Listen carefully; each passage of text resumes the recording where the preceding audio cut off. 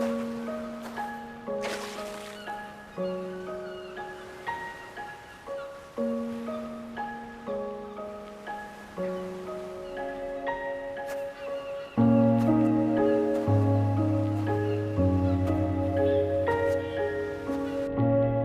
とは頼みます。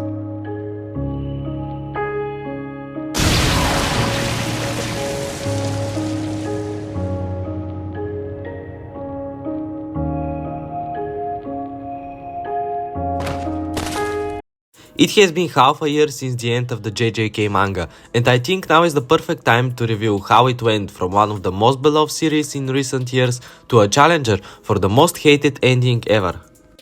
And before we begin, I want to put a disclaimer that there are spoilers about the manga, so if you are only an anime watcher, you probably shouldn't watch this video. Let's first understand what made Jujutsu Kaisen so beloved and infamous as it got. In my opinion, 4 aspects distinguish it from the rest of the series that were going out simultaneously. Its intriguing power system, the likable characters, the surprising factor of actually killing important characters, and maybe the best part, the incredible fight sequences. So, let's start with the cursed energy.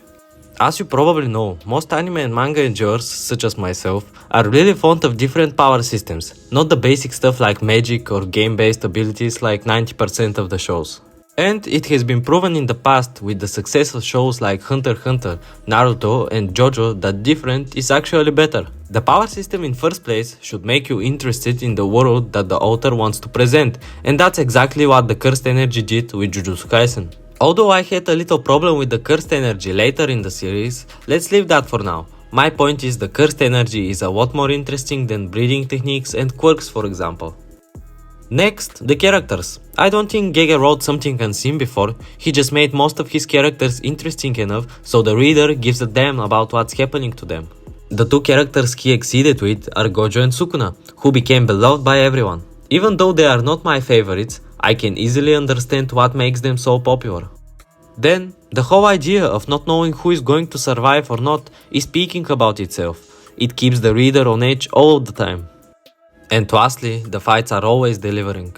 The choreography is incredible, and combined with the interesting powers of different characters, it makes the fights far more engaging than your average show.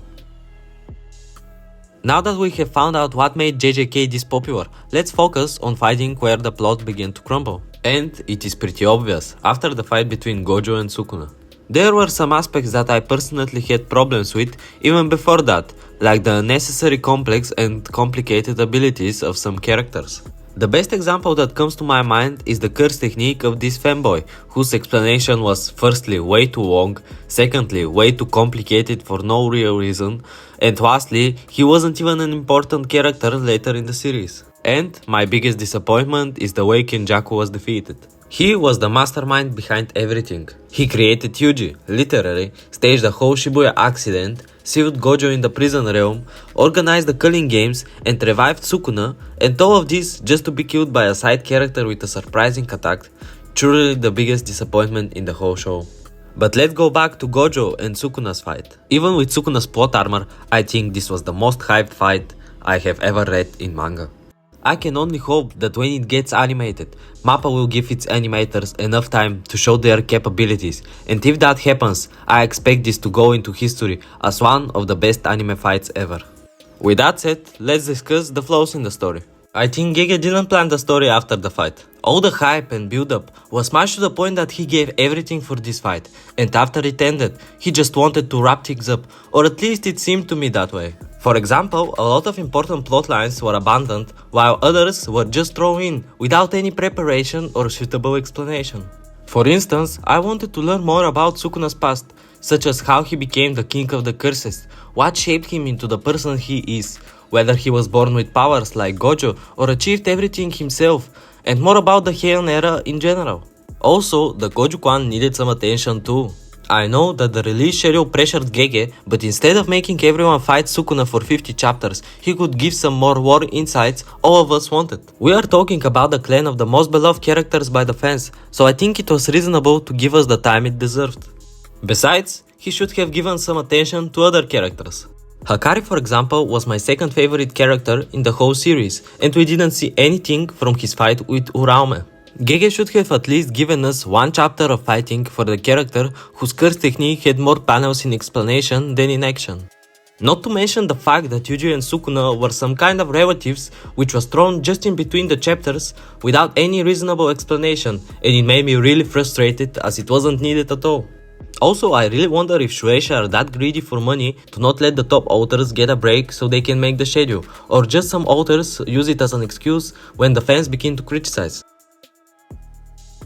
Now, let's stop with the bullying. While the flaws are obvious, we have seen worse. With the expectations so high, it was almost impossible for Gege to deliver an ending that would satisfy everyone, so let's not make him the second Judas. I know that this video is entitled The Downfall of Jujutsu Kaisen, but was it really a downfall?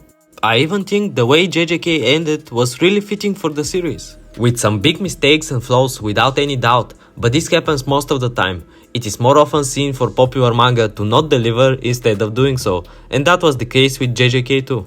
Just the fans have to accept it, and instead of focusing on what was bad about the series, they should be grateful for the incredible moments we all have experienced with Jujutsu Kaisen. I know there are some speculations about a sequel to the story, and while it seems really possible with that kind of ending, I don't think a new series could ever reach the heights that JJK reached when it peaked, and in my opinion it will only leave a bitter taste in everyone's mouth. That said, I see a better outcome if Gege decides to do a prequel about the Heian era, but whether he starts a new work set in this world or not, it's his choice, and we should accept and respect his decision. Thank you for watching, and I hope you enjoyed the video. I would appreciate it if you leave your opinion in the comments, and until next time.